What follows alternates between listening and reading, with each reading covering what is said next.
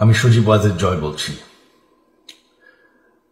বাংলাদেশে এখন একটি বিশৃঙ্খল পরিস্থিতি চলছে।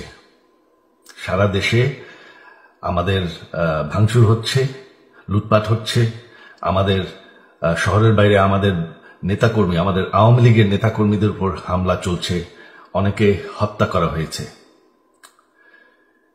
এই পরিস্থিতিতে আমি বলতে চাই, আওয়ামী লীগ হচ্ছে বাংলাদেশের সবথেকে পুরাতন গণতান্ত্রিক এবং সবথেকে বড় দল।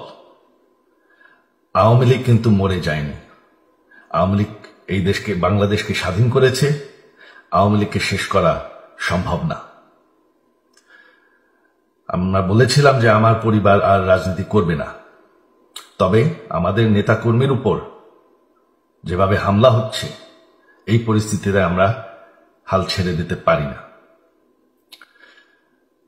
বাংলাদেশে যদি গণতন্ত্র, নতুন বাংলাদেশ গড়ে তুলতে হয়, আওয়ামী লীগ ছাড়া সম্ভব না।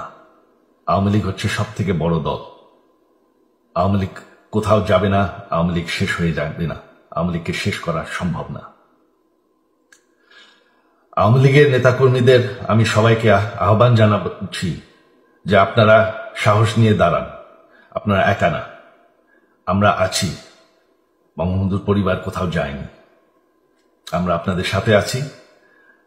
দেশকে, আমাদের নেতাকর্মীদেরকে, আওয়ামী লীগকে রক্ষা করার জন্য যা প্রয়োজন আমরা করতে প্রস্তুত। এই যে আমাদের বর্তমান যারাই আছে ক্ষমতায়, তাদেরকে আমি বলবো যে আমরাও একটি গণতান্ত্রিক, শৃঙ্খল, নিরাপদ বাংলাদেশ চাই, জঙ্গিবাদ মুক্ত। তার জন্য আমরা সবার সাথে আলোচনা করতে প্রস্তুত, শুধুমাত্র তারা যদি জঙ্গিবাদ এবং ভায়োলেন্স বাদ দেয়। শেখ হাসিনা মরে যাননি,